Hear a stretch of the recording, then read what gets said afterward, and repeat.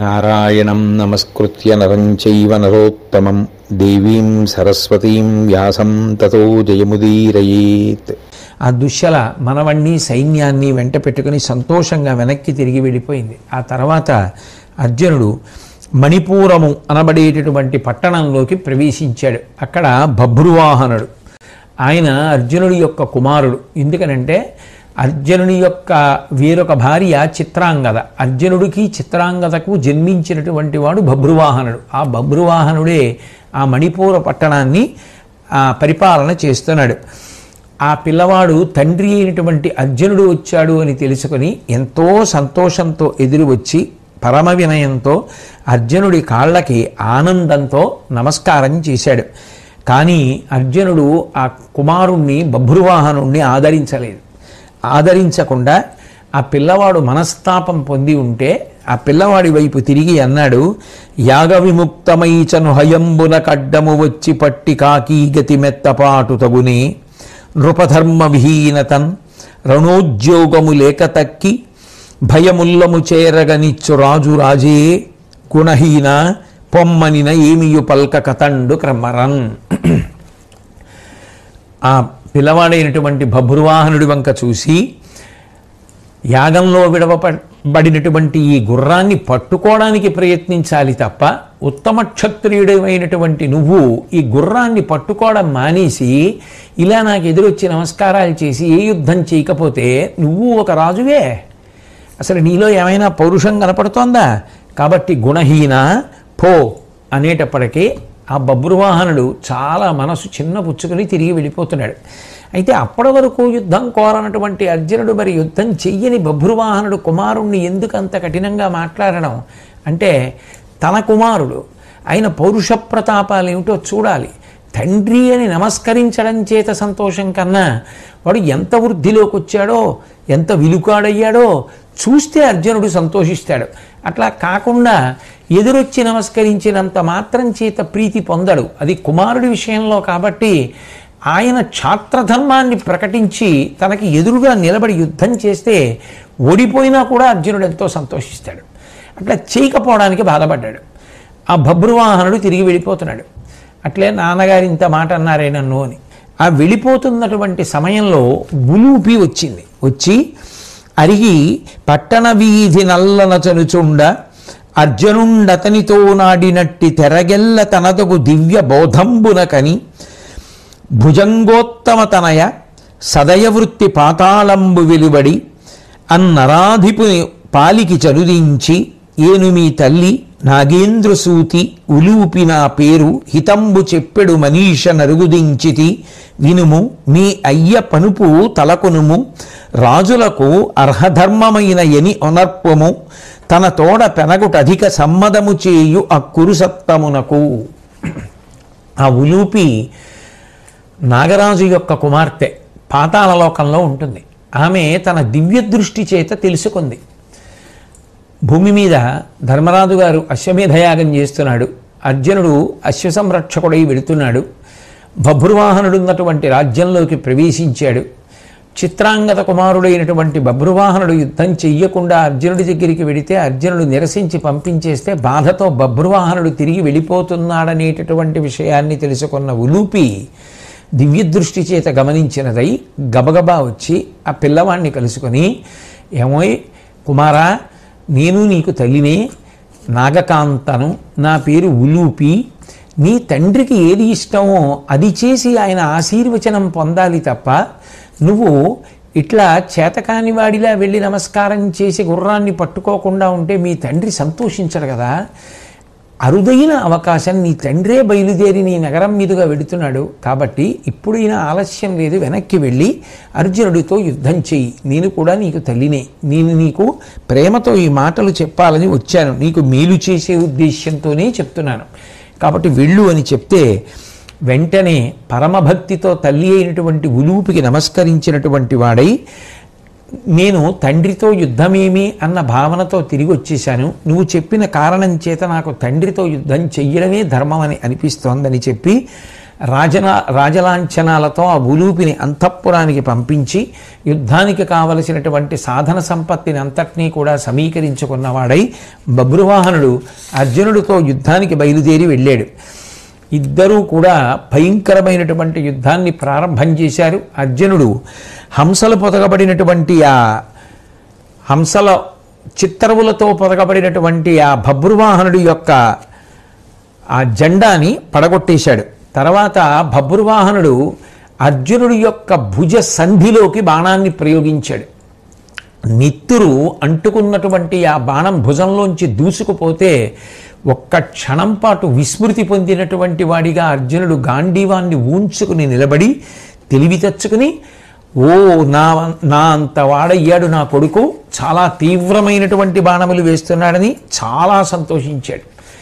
ఏకకాలమునందు ఇద్దరూ కూడా వజ్రాయుధం లాంటి బాణాలు ప్రయోగించుకున్నారు. అర్జునుడు బభ్రువాహనుడు.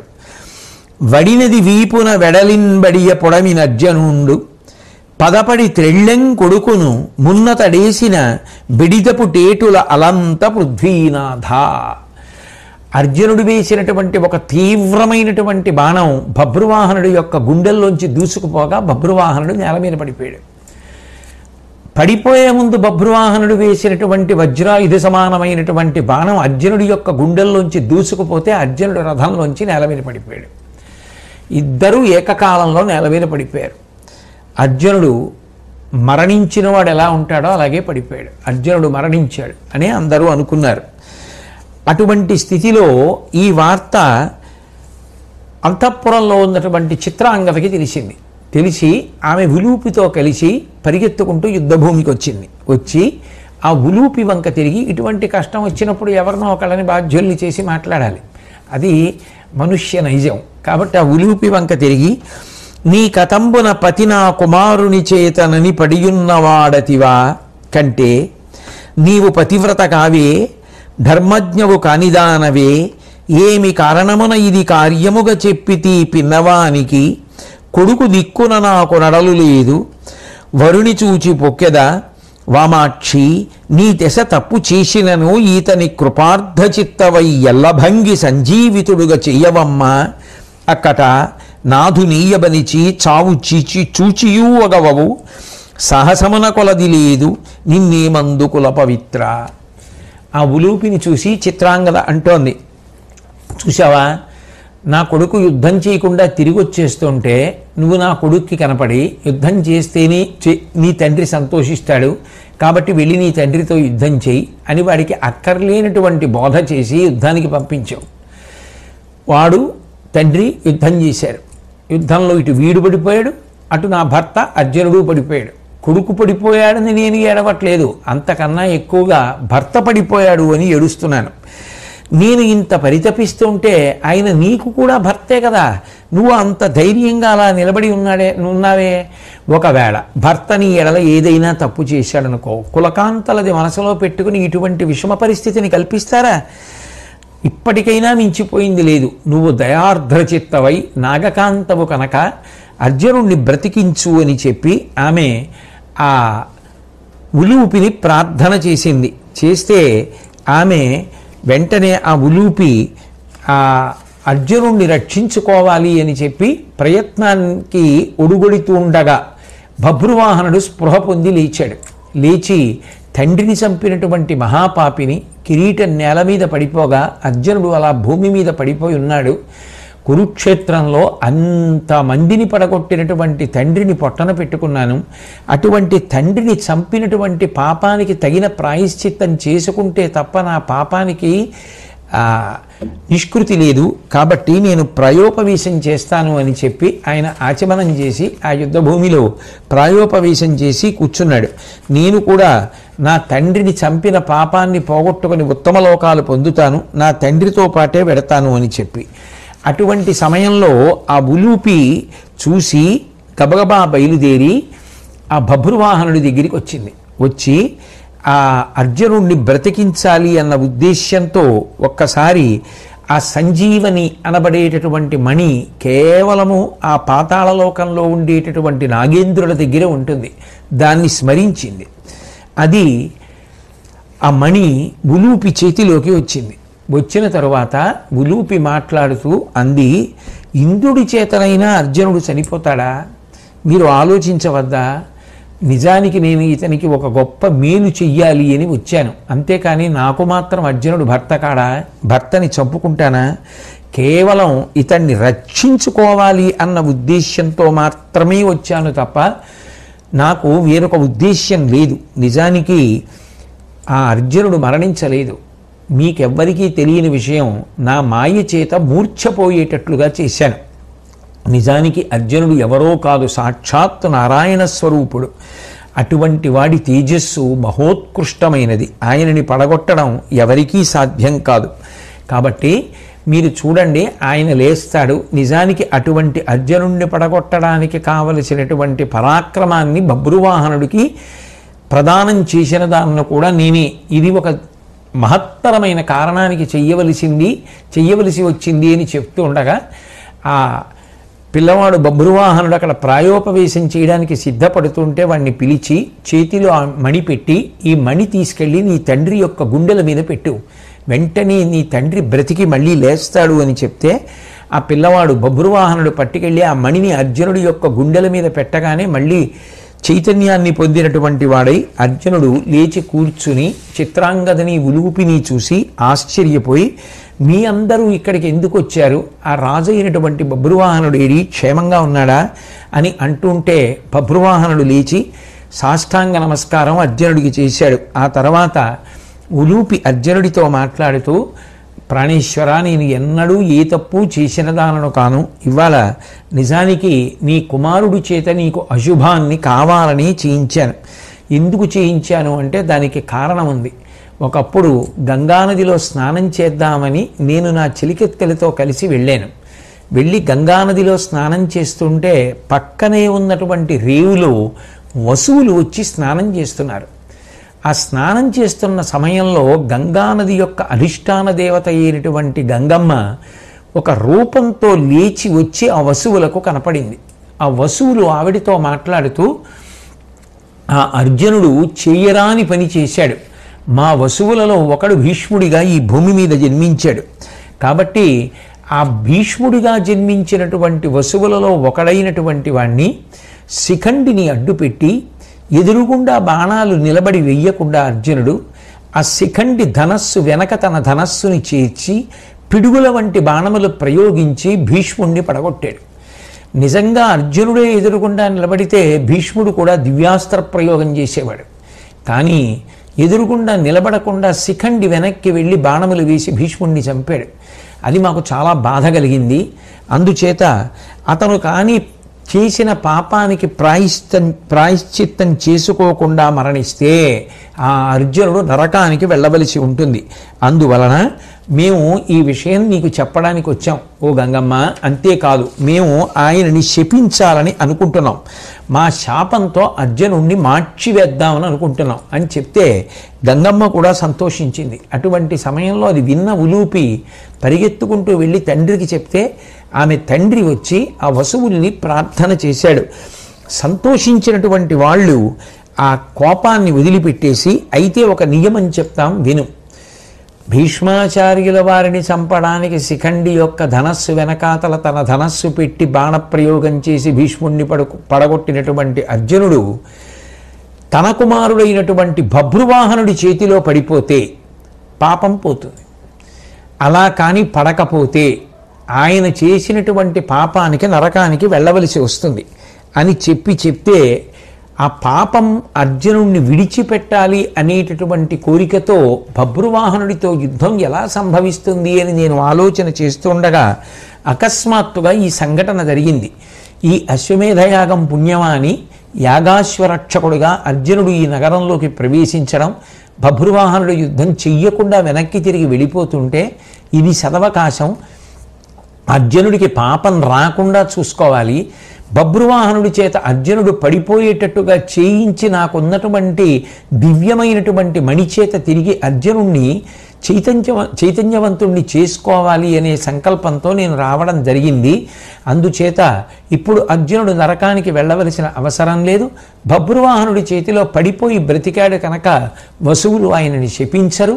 ఈ విధంగా భర్తని కాపాడుకున్నాను అని చెప్తే చిత్రాంగద, బభ్రువాహనుడు, అర్జునుడు, అక్కడ ఉన్నవాళ్ళు అందరూ కూడా ఉలూపి యొక్క సౌశీల్యానికి ఎంతో సంతోషించారు. అక్కడ ఉన్నవారందరూ కూడా ఆ అంతఃపురంలోకి రావలసిందిగా అర్జునుడిని ప్రార్థిస్తే, నేను ఇప్పుడు యజ్ఞదీక్షితుడనై ఉన్నాను, ఈ యాగాశ్వ రక్షణ ఎందున్నాను కాబట్టి నేను నగరంలోకి ప్రవేశించి అంతఃపురాదులలోకి రాకూడదు. మీరందరే చైత్ర పౌర్ణమి నాడు ధర్మరాజు గారు చేసేటటువంటి అశ్వమేధయాగానికి బయలుదేరి రండి అని చెప్పి వారందరినీ ఆహ్వానించినటువంటి వాడై అర్జునుడు అక్కడి నుంచి బయలుదేరి రాజగృహము అనబడేటటువంటి నగరంలోకి ప్రవేశించాడు. అక్కడ ఆ జరాసంధుని యొక్క మనవడు మేఘసంధి అనబడేటటువంటి వాడు రాజ్యం చేస్తున్నాడు. ఎంత దయతో కూడుకున్నవాడై ఎంత యుద్ధం వద్దు అని చెప్పినా మేఘసంధి వినకుండా అర్జునుడితో యుద్ధానికి వచ్చాడు. చిట్ట చివరికి అర్జునుడితో యుద్ధం చెయ్యలేక అర్జునుడి చేతిలో ఓడిపోయి అర్జునుడి ఆహ్వానాన్ని మన్నించి తప్పకుండా నేను రాజసూయానికి వస్తాను అని అశ్వమేధయాగానికి వస్తాను అని మాట ఇచ్చాడు. తదనంతరం చేదిభూపాలుడైనటువంటి శిశుపాలుడి కొడుకు శరభుడు కూడా అట్లాగే అర్జునుడికి లొంగిపోయాడు. తర్వాత నిషాదరాజు ఏకలవ్యుని యొక్క కుమారుడు కూడా యుద్ధం చేసి అర్జునుడికి లొంగిపోయాడు. తర్వాత దశార్ణపతి, టెంకణాధిపతి, ఆ తర్వాత గుర్రం బయలుదేరి దక్షిణాపథంలోకి ప్రవేశించింది. అక్కడ అర్జునుడు పౌండ్ర, ఆంధ్ర, ద్రావిడ, కేరళ, కర్ణాటక భూపతులందరినీ స్వాధీనం చేసుకుని గుర్రం వెంట సౌరాష్ట్ర దేశంలోకి ప్రవేశించి గోకర్ణాన్ని దాటి ద్వారకకి వెళ్ళాడు. అక్కడ ద్వారకావాసులందరూ కూడా అర్జునుడికి స్వాగతం పలికి ఎంతో సంతోషంగా ఆయనను మన్నించారు. ఆ తర్వాత పశ్చిమ సముద్ర తీరాన ఉన్నటువంటి దేశాలలో తిరిగి అక్కడ నుంచి పాంచాల దేశం మీదుగా గాంధార దేశంలోకి ప్రవేశించింది. అక్కడ శకుని యొక్క కుమారుడు రాజ్య పరిపాలన చేస్తున్నాడు. ఎంత వద్దని చెప్పినా శకుని కుమారుడు అర్జునుడితోటి యుద్ధానికి వస్తే అర్జునుడు యుద్ధం చేసి అతని యొక్క పొగరు అణిచేశాడు. ఎక్కడ వాడిని చంపేస్తాడో అన్న ఉద్దేశ్యంతో శకుని యొక్క తల్లి యుద్ధభూమికి పరిగెత్తుకొచ్చి అర్జునుడిని ప్రార్థిస్తే, ధృతరాష్ట్రుడు గాంధారి నేను వెళ్ళిన తర్వాత వీడిని చంపానని చెప్తే బాధపడరా? వాళ్ళ ముఖాన్ని, వాళ్ళ ప్రేమని, వాళ్ళకి నేను చెప్పవలసిన జవాబు కోసం నేను వీడిని చంపకుండా వదిలిపెట్టాను. ఇప్పటికైనా ఈ పగలు కార్పణ్యాలు విడిచిపెట్టండి అని హితవు పలికి వాళ్ళని కూడా అశ్వమేధయాగానికి ఆహ్వానం చేసి అక్కడ నుంచి బయలుదేరి అర్జునుడు అనేక దేశాలలో ఉన్నటువంటి రాజులందరినీ కూడా వశవర్తుల్ని చేసుకున్నటువంటి వాడై ఎంతో సంతోషంగా ఆ యాగాశ్వంతో తిరిగి క్షేమంగా హస్తినాపురం వైపుగా వచ్చేస్తున్నాడు. ఈలోగా యాగం కోసమని చెప్పి అనేకమైనటువంటి శాలలను శిల్పుల చేత నిర్మాణం చేయించాడు ధర్మరాజు గారు, భీముడును. ఆ ఉలూపి, చిత్రాంగద, ఆ రాజ్యంలో భూమి మీద ఉన్నటువంటి ఎందరో రాజులు, లెక్కలేనంత మంది రాజులు బయలుదేరి ఆ యాగానికి వచ్చారు. వచ్చిన వాళ్ళందరూ కూడా మేము ఈ పని చేస్తామంటే మేము ఈ పని చేస్తామని చెప్పి ధర్మరాజు గారి యొక్క అనుగ్రహం కోసం, కృష్ణ పరమాత్మ యొక్క అనుగ్రహం కోసం ఒకళ్ళనొకళ్ళు తోసుకుంటూ వాళ్ళు ఆ పనులు చేస్తుంటే వాళ్ళ యొక్క ఆభరణాలన్నీ కదిలిపోతే సర్దుకుంటూ భూమండలంలో ఉన్న ఇంతమంది రాజులు పోటీలు పడి పనులు చేస్తూ ఆ అశ్వమేధయాగంలో ధర్మరాజు గారి యొక్క కీర్తి బావుట ఎగిరేటట్టుగా ప్రవర్తించారు. 1,00,000 మంది భోజనం చేసిన తర్వాత గంట కొట్టేవారు. అటువంటి గంట నిరంతరాయంగా మోగుతూనే ఉండేది. అంటే ఆ అశ్వమేధయాగం చేసినప్పుడు ఎన్ని లక్షల మంది భోజనం చేశారో అంతులేదు. అన్ని భోజనాలు పెట్టారు. వచ్చిన వాళ్ళందరినీ ఉద్దేశించి భీముడు, యాగం చూడండి, తినండి, ఈ బట్టలు ధరించండి, ఆభరణాలు తీసుకోండి, మీకు కోరుకున్నటువంటి వస్తువులు తీసుకోండి, మీ దుస్థితి ఏదైనా ఉంటే తొలగించుకోండి అని చెప్తూ ఎవరికి ఏ కష్టమున్నా విని ఆ కష్టాన్ని తీర్చి ధనాన్ని, ధాన్యాన్ని, వస్త్రాల్ని, ఆభరణాల్ని అన్నింటినీ పుష్కలంగా ఇచ్చి పేదరికం అనేటటువంటిది ఎవ్వడికి లేని విధంగా యాగానికి వచ్చిన ప్రతి వాడికి వట్టి చేతులతో వెళ్ళేవాడన్నవాడు లేకుండా భూరిదానాలు చేసి ఎవరికైనా ఏ దుఃఖం ఉందని తెలిసినా ఆ దుఃఖాన్ని పోగొట్టి పంపించాడు తప్ప ఒక్కడు రిక్తహస్తాలతో వెళ్ళినవాడు లేడు, భోజనం చెయ్యకుండా వెళ్ళినవాడు లేడు, కష్టంతో వచ్చి కష్టమే మనసులో పెట్టుకుని వెళ్ళిపోయినవాడు లేడు. అందరినీ అంత సంతోషపెట్టి పంపించారు. ఆ వ్రతానుష్ఠానంలో ఆసక్తి లేనటువంటి ఒక్క ఉపద్రష్ట అందులో లేడు. వేదాంగవేత్త కానటువంటి వాడు ఎవ్వడూ లేడు. అంతమంది వేదాంతులు, అంతమంది బ్రాహ్మణులు, అంతమంది గొప్ప గొప్ప విద్వాంసులు ఆ యాగానికి రావడం జరిగింది. కనుగొను కౌతుకంబున కూడి చనుదించి దివ్య మునీంద్రులతి ప్రియమున అభినందనము చేయ. చాలా గొప్ప గొప్ప మునీశ్వరులు, దివ్యమైనటువంటి ఋషులందరూ కూడా యాగం చూడ్డానికి వచ్చి ఎంతో ఆనందించినటువంటి వారై వారందరూ కూడా ధర్మరాజుని ఆ యాగాన్ని అభినందించారు. అఖిల గంధర్వులు ఆనందములగు గానములను బయలుదేరి వచ్చినటువంటి గంధర్వులందరూ కూడా సంతోషంతో గానం చేశారు. అప్సర స్త్రీలు హృద్యములైన నృత్య విశేషములను ఉల్లసిల్లుచుండ. స్వర్గలోకం నుంచి వచ్చినటువంటి అప్సర స్త్రీలందరూ కూడా ఆ యాగమంటపంలో నృత్యాలు చేశారు. సిద్ధ విప్రజనంబు శేషలు చల్లుచూ బహువిధ్యాశీర్వాద పరతబరగా వచ్చినటువంటి బ్రాహ్మణులందరూ కూడా అక్షతలు వేసి ఆశీపురస్సరంగా మంత్రాలు చదువుతుండగా ఆజ్యులై పేరుగలుగు పదార్వురవని పరుల యాగంబులకు సరివచ్చు మిగుల కాని ఇది వటపడదనగా వెలుంగు ధర్మతనయుని అశ్వమేధమురరేంద్ర. ఒకానొకప్పుడు షోడశ చక్రవర్తులు చేసినటువంటి యాగములు ఎంత ప్రఖ్యాతి వహించాయో ఈ భూమి మీద, వాటితో సమానమనైనా చెప్పాలి, వాటికన్నా ఎక్కువనైనా చెప్పాలి తప్ప అంతకన్నా ధర్మరాజు గారు చేసినటువంటి ఈ అశ్వమేధయాగం మాత్రం ఎంత మాత్రమూ తక్కువ కాదు అని వచ్చినటువంటి వాళ్ళందరూ చెప్పుకుంటుండగా ఆ అశ్వమేధయాగం పరమాద్భుతమైనటువంటి రీతిలో జరిగింది. ఆ జరుగుతున్నటువంటి సమయంలో అందులో మంత్రములన్నింటినీ కూడా చక్కటి స్వరంతో అనుసంధానం చెయ్యడం కోసం ఆగమోక్తంబు దర్శనీయంబునైన ఆ సుతంత్రంబునరించు యాజగోత్తమావళికి తానలంకారమై పరాశరాత్మజుని శిష్యకోటి ఒప్పారనధిపా. ఆ వచ్చినటువంటి వాళ్ళల్లో, ఆ యాగం నిర్వహించినటువంటి వాళ్ళల్లో పరాశరాత్మజుడైనటువంటి వ్యాస భగవానుడి యొక్క శిష్యులున్నారే, వాళ్ళు ప్రత్యేకమైనటువంటి వెలుగు వెలిగారు. అంత గొప్పగా వాళ్ళందరూ కూడా యాగానికి వన్నె తెచ్చే రీతిలో స్వరంతో కూడుకున్నటువంటి మంత్రములను అద్భుతంగా అన్వయం చేసి దేవతలందరూ కూడా సంతోషించేటట్టుగా ఆ యాగాన్ని చేయించారు. అశ్వమేధయాగం అంత గొప్పగా జరిగింది. జరిగిన తరువాత ధర్మరాజు గారు ఆ యాగానికి వచ్చినటువంటి సదస్సులకు 1000 కోట్ల బంగారు టంకములు బహూకరించాడు. తదనంతరం ఆ భూమినంతటినీ కూడా, రాజ్యాన్నంతటినీ కూడా వ్యాసుడికి దానం చేసేశాడు. చేసిన తరువాత ఈ రాజ్యాన్ని నేనేం చేసుకుంటానయ్యా అని చెప్పి అంటే మళ్ళీ ధర్మరాజు గారు ఆ వ్యాస భగవానుడికి ఇది ఈ భూమికి వెల అని చెప్పి 1,000 కోట్ల బంగారు టంకములు వ్యాసుడికి ఇచ్చాడు. వ్యాసుడు ఆ 1,000 కోట్ల బంగారు టంకములు తీసుకొని అక్కడ ఉన్నటువంటి బ్రాహ్మణులందరికీ పంచిపెట్టేశాడు. ఆ యాగం చేసినప్పుడు ఆ యాగంలో యజ్ఞశాల బంగారంతో నిర్మించారు, వేది బంగారంతో నిర్మించారు, యజ్ఞ స్తంభాలన్నీ బంగారంతో నిర్మించారు. అట్లాగే గుమ్మాలు, కుండలు, కర్రలు, ఆ పడుకునేటటువంటి శయ్యలు, అక్కడ ఉన్నటువంటి పీఠాలు అన్నీ కూడా బంగారంతో చేసినవి. ఆ యాగశాలకు సంబంధించినటువంటి వీటన్నింటినీ విప్పేసి ఇవన్నీ కూడా ధర్మరాజు గారు బ్రాహ్మణులకు దానం చేశాడు. అంటే ఒకానొకనాడు మరుత్తుడు చేసినటువంటి యాగం ఎంత గొప్పదో ధర్మరాజు గారు చేసినటువంటి యాగం అంతకన్నా తక్కువది మాత్రం కాదు అని అందరూ మెచ్చుకున్నారు. రెండవ మరుత్తుడై ఆ పాండవ ముఖ్యుండు చేయు పరమ వితరణంబు ఒండొక ఎడ కల్గునే ఎన్నండును చూడ విన సజ్జను స్తుత చరిత.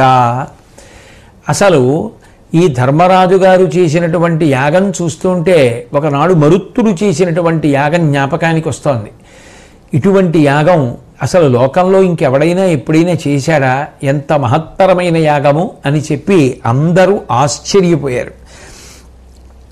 తన అంశమైన కనకము విను కుంతీదేవికిచ్చే వేదవ్యాసుండు అనగా అది ఎంతయు వినుత చరిత ధర్మకృతుల వినియోగించన్.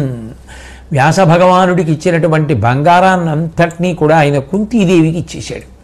తనకి ఇచ్చినటువంటి కోట్ల బంగారు టంకమలనన్నింటినీ కూడా అక్కడ ఉన్నటువంటి విద్వాంసులందరికీ పంచిపెట్టేశాడు.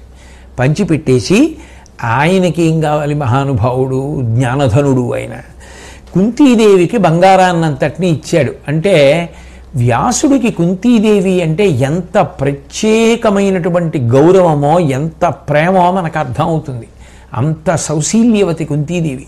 అందుకే ఆ బంగారాన్నంతటినీ కుంతికి ఇచ్చాడు. కానీ ఆవిడ దాన్నంతటినీ కూడా ధర్మకార్యాలకి వినియోగించేసింది. ఆ తర్వాత ధర్మరాజు గారు ద్రౌపదీదేవితో కలిసి అవబృధ స్నానం ఆచరించారు. సకల బాంధవ భూపతి సంయుతముగా ఆ నదీశ్వరుడు అవబృధ స్నానపూతగాత్రుడై చిత్తగత సర్వ కల్మషముల బాసి నిర్జిత స్వర్గత్వ భాసియయ్యే. ద్రౌపదీదేవితో కలిసి ఆ చుట్టూ బంధువులు రాజులు అందరూ నిలబడి ఉండగా, మునీంద్రులందరూ కూడా మంత్రములను చదువుతూ ఆశీర్వచనం చేస్తుండగా, మనసులో బంధువుల్ని చంపారనేటటువంటి పాపాన్నంతటినీ తొలగుతోసుకున్నటువంటి వాడై స్వర్గాది లోకములను పొందడానికి కావలసినటువంటి దివ్యమైనటువంటి తేజస్సుని సంతరించుకోవడానికి కావలసినటువంటి అర్హతని పొందడానికి వీలుగా అవబృధ స్నానాన్ని ధర్మరాజు గారు ఆచరించాడు. అవబృధ స్నానంతో ఆ అశ్వమేధయాగం పూర్తయిపోతుంది. ఆ తర్వాత తన నొసలు తగిలేటట్టుగా ధర్మరాజు గారు వంగి వ్యాసభగవానుడి యొక్క పాదములకు నమస్కరించి, మీరు చెప్పినటువంటి మార్గం వల్ల కదా ఇవాళ ఇంత గొప్ప యాగాన్ని చెయ్యగలిగామని చెప్పి తన కృతజ్ఞతను ఆవిష్కరించాడు. సంతోషించినటువంటి వ్యాసభగవానుడు ఆ ధర్మరాజు గారి దగ్గర నమస్కారాన్ని తీసుకొని ఆశీర్వచనం చేసి శిష్యులతో కలిసి అంతర్ధానమైపోయాడు. యాగానికి వచ్చిన వాళ్ళందరూ కూడా అబ్బా ఏమి యాగం, ఏమి భోజనాలు, ఏమి బహుమానాలు, ఏమి భూషణాలు, ఏమి వస్త్రాలు, ఏమి ప్రేమ, ఏమి ఆర్ద్రత, ఏమి సువర్ణం, ఏమి ధనం, ఎంతమంది మునీశ్వరులు, ఎంతమంది విద్వాంసులు, ఏమి మంత్రాలు అని దాని గురించి అదే పనిగా చెప్పుకుంటున్నవాడే తప్ప ఒక్కడు కూడా యాగం గురించి విమర్శనాత్మకంగా మాట్లాడిన వాడు లేని సందర్భంలో ఆశ్చర్యకరంగా అక్కడికి ఒక ముంగిస వచ్చింది. ఆ ముంగిస ఒక పక్క అంతా బంగారం అయి ఉంది, ఒక పక్క సాధారణంగా ఉంది. ఆ ముంగిస వచ్చింది, ఈ అశ్వమేధయాగం సత్తు ప్రస్తుడు చేసినటువంటి మహాధర్మంతో పోలిస్తే వీసమంత ఎత్తు కూడా పోలదు అంది. అనేటప్పటికీ అందరూ ఆశ్చర్యపోయారు. ఆశ్చర్యపోయి అక్కడ ఉన్నటువంటి దేవతలు మునులు అందరూ కూడా అట్లా అంటున్నావు కదా, ఈ కారణం ఎందువల్ల ఇప్పుడు చెప్పవలసి వచ్చింది? ఏ కారణం చేత నీకు ధర్మరాజు గారి యొక్క అశ్వమేధయాగం నువ్వు చెప్పినటువంటి ఆ సక్తుప్రస్తుడి యొక్క మహాధర్మం కన్నా తక్కువైంది అని అడిగితే ఆ ముంగిస వాళ్ళందరితో కూడా జవాబు చెప్తూ చెప్పింది, వినుడు, ధర్మక్షేత్రమన రూఢమైన కురుక్షేత్రమున యందు రోష కామ విరహితుండొక మహాద్విజుడుంచవృత్తిమైనుండు భార్యయు తనయుండు అతని పత్నియు సహచర భావంబునుంది వర్తింతురు అట్టుల తపశ్రీ విలుంగనున్నెడే పులుపంటలన్నీయు అత్యంత వికలంబుగా అనావృష్టి దోషమావహిల్లిన అతనికి ఆహారమునర చేసికొనుట దుర్ఘటమయి చెల్లుచుండన్ వారు నలుగురు చని తృణధాన్యమల్ప మేరుకొని ఒత్తురు ఆకలి తీరకుండు. నేను ఎందుకు ఈ మాట అన్నానో మీ అందరికీ చెప్తాను వినండి అని ఆ ముంగిస జవాబు చెప్పడం ప్రారంభించింది. కురుక్షేత్రానికి ధర్మక్షేత్రము అని పేరు కదా. ఆ కురుక్షేత్రంలో ఒకానొకప్పుడు ఒక బ్రాహ్మణుడు ఉండేవాడు. ఆయన పేరు సక్తుప్రస్తుడు. ఆయనకి భార్య, కొడుకు, కోడలు. ఆయన కామాన్ని క్రోధాన్ని కూడా జయించినటువంటి వాడు. ఏ ఆశలు లేనటువంటి వాడు.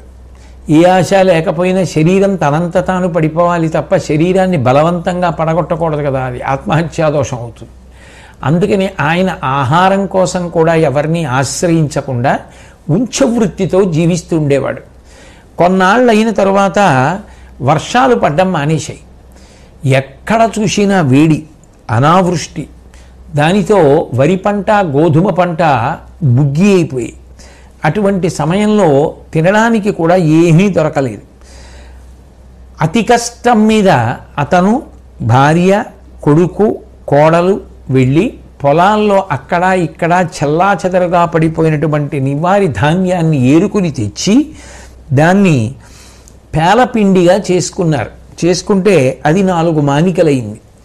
అయితే నలుగురు 4 మానికలు పంచుకొని ఆ పేలపిండి తినడానికి సిద్ధపడుతున్నారు. ఆ సిద్ధపడుతున్నటువంటి సమయంలో ఈ సకృప్రస్తుని యొక్క గొప్పతనాన్ని చెప్పడం కోసమని, లోకానికి తెలియచేయడం కోసం యమధర్మరాజు గారు బ్రాహ్మణ వేషంతో వచ్చారు. వచ్చి చాలా ఆకలిగా ఉంది, నేను అతిథిని, నాకు అన్నం పెట్టమని అడిగారు. వెంటనే అతిథికి పెట్టడం కన్నా ధర్మం గృహస్థుకి లేదని ఆ సకృప్రస్తుడు తన వంతు తినవలసినటువంటి పేలపిండిని ఆ అతిథికి ఇచ్చేశాడు. ఆయన అది తినేసి ఆకలి తీరలేదు అన్నట్టుగా బాధగా ముఖం పెట్టాడు. భర్తని అనుగమించడం ధర్మపత్ని కర్తవ్యం. మీరే తినకుండా ఆకలితో ఉండగా నేను తిని ప్రయోజనం ఏమిటి, మీ మార్గమే నాది అని చెప్పి ఆయన ధర్మపత్ని కూడా తన వంతు ఆ పేలపిండిని వచ్చిన అతిథికి ఇచ్చేసింది. అయినా కడుపు నిండలేదు అని ఆ వచ్చిన అతిథి తెలియచేస్తే ఆత్మావై పుత్రనామాసి అని కదా లోకంలో ప్రఖ్యాతి, మీ కీర్తి నేను నిలబెట్టాలి కదా అని చెప్పి కుమారుడు కూడా తన వంతు పేలపిండిని ఇచ్చేశాడు.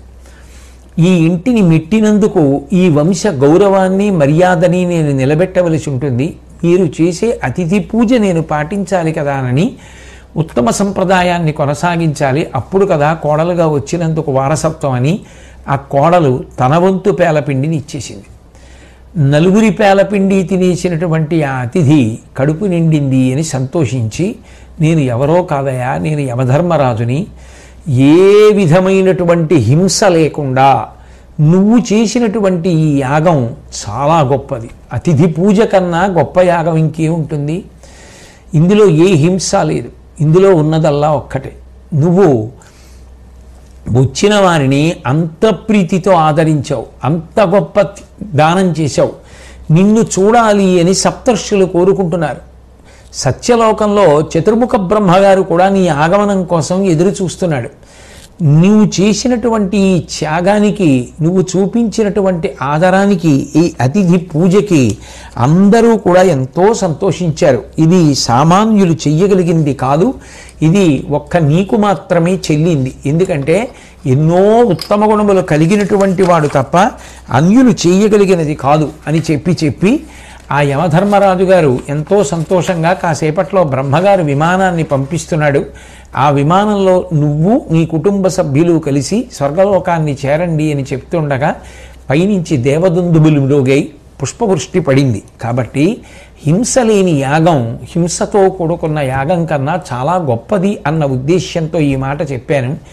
ఇంకొక విషయం ఏమిటంటే, ఆ పేల పిండి ఎక్కడ కూర్చుని అతిథి తిన్నాడో అక్కడ గొప్ప సువాసనలు కలిగాయి. ఆ అతిథి కాళ్ళు కడుక్కున్నాడు. ఏదైనా తిన్న తర్వాత కాళ్ళు కడుక్కుంటారు కదా, అందుకని అతిథి కాళ్ళు కడుక్కున్నాడు. ఆ కాళ్ళు కడుక్కున్నటువంటి నీళ్లు ఎక్కడున్నాయో అక్కడ నేను పాకి వెళ్ళినప్పుడు ఆ నీళ్లు తగిలి ఆ పేలపిండి వాసన చూసి ఆ శేషం తగిలితే ఎక్కడ తగిలాయో అక్కడ నా పక్క భాగం అంతా బంగారంగా మారిపోయింది, కానీ ఒక పక్క భాగం సాధారణంగా ఉండిపోయింది. మళ్ళీ అట్లా యాగం చేసినవాడు, అట్లా అన్నదానం చేసినవాడు ఎవరైనా ఉంటాడా? ఉంటే నా రెండో పక్క కూడా బంగారం అవుతుందని నేను వెడుతూ ఉంటాను ప్రతి చోటికి. ఇంత అన్నదానం చేశాడు కానీ ధర్మరాజు, ఇక్కడికి వచ్చి నేను అతిథులు కాళ్ళు కడుక్కున్న చోట తిరిగినా, ఇంకో చోట తిరిగినా, ఏమంటించుకున్నా రెండో వైపు బంగారం కాలేదయా. అందుకని ధర్మరాజు గారు చేసిన యాగం కన్నా సకుప్రస్తుడు చేసినటువంటి యాగమే గొప్పది. ఆయనే ధార్మికుడు, ఆయన ధర్మానుష్ఠానంతో పోలిస్తే ఈ యాగం ఏమీ కాదు అంది. అలా అనగానే శాప విమోచనాన్ని పొంది ఆ ముంగిస అంతర్ధానం అయిపోయింది. అక్కడ ఉన్న వాళ్ళందరూ కూడా ఆశ్చర్యపోయారు. ఆశ్చర్యపోయిన తర్వాత అసలు ఈ విశేషమేమి అని అడిగితే, ఇంద్రుడు చేసినటువంటి యాగం, అగస్త్యుడు చేసినటువంటి యాగాదులను ఉటంకిస్తూ దానికి సంబంధించినటువంటి వేరు వృత్తాంతాన్ని తెలియచేశారు. ఒకానొకప్పుడు జమదగ్గిని శ్రాద్ధ కార్యం చెయ్యాలి అని నిర్ణయించుకున్నటువంటి వాడై ధేనువు దగ్గరికి వెళ్ళి దాని పొదుగు దగ్గర కుండలో పరమ పవిత్రంగా ధేనువు యొక్క పాలను పితికి శ్రాద్ధకర్మ చెయ్యడం కోసం ఒక మూల భద్రంగా ఉంచాడు. భృగువంశంలో పుట్టిన వాళ్ళకి ముక్కు మీద కోపం ఉంటుంది అని విన్నటువంటి క్రోధానికి అధిష్టాన దేవత అయినటువంటి ఆ దేవత ఈ జమదగ్గిని పరీక్షిద్దామని చెప్పి వచ్చి ఆ కుండ పగిలిపోయేటట్టుగా చేసింది. ఆ పగిలిపోయేటప్పటికి జమదగ్ని చూశాడు. చూసి ఆ క్రోధభూతం ఎదురుగుండా కనపడింది. నిజానికి శపిస్తాడనుకుని క్రోధభూతం భయపడింది. అంత కోపం వస్తుంది ఆయనకి అనుకుంది. కానీ ఆయన అన్నాడు, నీవేమి తప్పు చేసితి, త్రోము శంకాభయంబు తొలగగా సంకల్పావిలతకు నలుగుట పితృదేవతలకు కలుగు పొమ్ము దిగ్గనను అనుడు. ఆ క్రోధదేవత జమదగ్నిని చూసి, అయ్యయ్యో నా వలన ఈ కుండ పగిలిపోయింది, నువ్వు శ్రాద్ధం కోసమని సిద్ధం చేసిన ఆవు పాలన్నీ ఉలికిపోయాయి, కాబట్టి నా తప్పు మన్నించు, నన్ను దయచూడు, ప్రేమతో నన్ను అనుగ్రహించు అని ప్రార్థన చేస్తే, దేనికంత బెంగ పెట్టుకుంటావు, దేనికంత ప్రార్థన చేస్తావు, నువ్వు చెయ్యరానంత పెద్ద తప్పు ఏం చేశావు, ఏదో పొరపాటున కుండ పగిలిపోయింది, పాలు ఒలికిపోయి అంటే ఆవిడ ఆశ్చర్యపోయి, భృగువంశీయులు మొక్కు మీద కోపం ఉన్నవాళ్ళు అంటారు, కానీ నిజానికి నువ్వు ఇంత శాంతమూర్తివి అని పొగిడింది. తర్వాత శ్రాద్ధ కార్యం చేస్తాను అని నేను సంకల్పం చేసుకుని పితికి తెచ్చినటువంటి పాలకుండ పగిలిపోయినప్పటికీ కూడా నేను ఏమీ అనలేదని నా పితృదేవతలకి కోపం రావచ్చు, సంకల్పం భగ్నమైంది కాబట్టి వాళ్ళు రాకముందు నువ్వు వెళ్ళిపో అన్నాడు. అంటే క్రోధదేవత వెళ్ళిపోయింది. వెంటనే ఆ పితృదేవతలు వచ్చారు, చూశారు. నువ్వు శ్రాద్ధం పెడతాను అని సంకల్పం చేసి ఈ కుండలోకి పాలు తెచ్చావు, ఆ శ్రాద్ధ సంకల్పం భగ్నం అయిపోయేటట్టుగా ఆ పాలు నేల మీద పడిపోయేటట్టుగా చేసినటువంటి క్రోధదేవతని విడిచిపెట్టేశావు, కాబట్టి మాకు ఆగ్రహం కలిగింది, నువ్వు ముంగిసవగదువుగాక అని శపించారు వాళ్ళు. శపిస్తే ఆయన వాళ్ళని ప్రార్థన చేసి ఆ జమదగ్ని, నాకు మళ్ళీ శాప విమోచనం ఎలా కలుగుతుంది అని అడిగాడు. అడిగితే వాళ్ళు అన్నారు, నువ్వు ఒకనాడు మహాధర్మాన్ని చూసినటువంటి వాడివై అది అధమధర్మము అని చెబితే ఆనాడు నీకు శాప విమోచనం అన్నారు. అదో విచిత్రమైన విషయం. అందుకని ఆ జమదగ్ని ముంగిస అయి తిరుగుతున్నాడు. ఆయన సకుప్రస్తుడు చేసినటువంటి అతిథి పూజ చూడడం జరిగింది. అప్పుడు ఒక పార్శ్వమంతా కూడా బంగారు రంగులోకి వెళ్ళిపోయింది, బంగారం అయిపోయింది. ఆయన ధర్మరాజు గారు చేసినటువంటి యాగమనకు హింసాస్పర్శ ఉన్నదని, అది ఆయన చేసినంత త్యాగంతో కూడుకున్నది కాదని విమర్శ చేస్తూ, అంతటి మహాధర్మాన్ని కూడా, అంత గొప్ప యాగాన్ని కూడా అధమధర్మంగానే చెప్పాడు. ఆ కారణాన్ని చెప్పి సకుప్రస్తుడు చేసినటువంటి ఆ అతిథి పూజతో పోలిస్తే ధర్మరాజు గారు చేసిన యాగం ఏ పాటిది అన్నాడు. అలా అనగానే ఆ పితృదేవతలు ఏది చేస్తే శాపం పోతుందన్నారో అది పూర్తయిపోయిందిగా, మహాధర్మాన్ని అధమధర్మంగా చెప్పాడుగా. చెప్పినటువంటి కారణం చేత ఆయనకి వెంటనే శాపం విమోచనం అయిపోయి ఆ జమదగ్ని యథారూపాన్ని పొంది అంతర్ధానమైపోయాడయా. దానితో ధర్మరాజు గారు చేసినటువంటి యాగం వల్ల ఇంత గొప్పగా అందరూ ఆదరింపబడడం, ఆయన మనసు తేలికపడడం, పాప విమోచనం జరగడం, అవబృధ స్నానం చెయ్యడం, అందరూ సంతోషించడం, సంతోషించని వాడు ఒక్కడున్నాడు అని చెప్పడానికి కూడా సాధ్యం కాని రీతిలో ఆ యాగం జరగడం, ఇన్ని జరిగిన తర్వాత కొసమరిపేమి అంటే ఆ యాగం వల్ల జనమేజయుడు కూడా శాప విముక్తి పొందడం, అనుకోని రీతిలో శాప విముక్తి పొంది ఆయన కూడా సంతోషంగా వెళ్ళిపోయాడు. ఇంతమంది సంతోషాలకి, ఇన్ని రకాలుగా ఇంతమంది అభ్యున్నతులకు కారణమై ధర్మరాజు గారు పరమశాంతి పొందడానికి, ఆయనకి మనసులో ఏదైనా పాపం కలిగిందనేటటువంటి శంక ఉంటే ఆ శంక తొలగిపోవడానికి కారణమైంది. అట్లాగే అర్జునుడు అనుభవించవలసినటువంటి భయంకరమైనటువంటి పాప ఫలితాన్ని కూడా నిజానికి ఈ అశ్వమేధయాగమే ఒక రకంగా తప్పించింది. లేకపోతే భబ్రువాహనుడితో యుద్ధం జరిగి అర్జునుడికి అశుభం జరగడం, ఉలూపి యొక్క ప్రమేయం చేత ఆయన మళ్ళీ తిరిగి చైతన్యవంతుడు కావడం ఇవన్నీ జరిగి ఉండేవి కావు. ఇన్ని మంగళములకన్నింటికీ కూడా కారణమైంది. పైగా ఈ పర్వంలోనే పాండవుల యొక్క వంశాంకురం మృత శిశువుగా జన్మించినప్పటికీ శ్రీకృష్ణ పరమాత్మ యొక్క అనుగ్రహ విశేషం చేత పునరుజ్జీవితుడై పరీక్షిత్తుగా ఆయన చేతనే నామకరణము చేయబడి వంశాంకురం మిగిలింది. ఇన్ని రకాలుగా జరిగింది. వ్యాస భగవానుడి యొక్క దివ్యమైనటువంటి వైభవము ప్రకాశించింది. కుంతీదేవి యొక్క సౌశీల్యము ప్రకాశించింది. గాంధారి ధృతరాష్ట్రులు సంతోషించారు. ధర్మరాజు గారి యొక్క ధార్మిక ప్రవృత్తి బయటికొచ్చింది. ఇన్నింటినీ వెనక నుండి నడిపించినటువంటి మహానుభావుడు శ్రీకృష్ణ పరమాత్మ. నిజానికి అంతరించిపోయినటువంటి వంశాన్ని నిలబెట్టడం అంటే శ్రీకృష్ణ పరమాత్మకి సాధ్యమైంది తప్పది అన్యులకు సాధ్యమా? మహానుభావుడు అట్లా అనుగ్రహించాడు అంటే దానికి కారణం ఒక్కటే. ఎక్కడ ధర్మానుష్ఠానం ఉన్నదో, ఎక్కడ భక్తి ఉన్నదో అక్కడ శ్రీకృష్ణ పరమాత్మ యొక్క నిరతిశయమైనటువంటి అనుగ్రహం ఉంటుంది.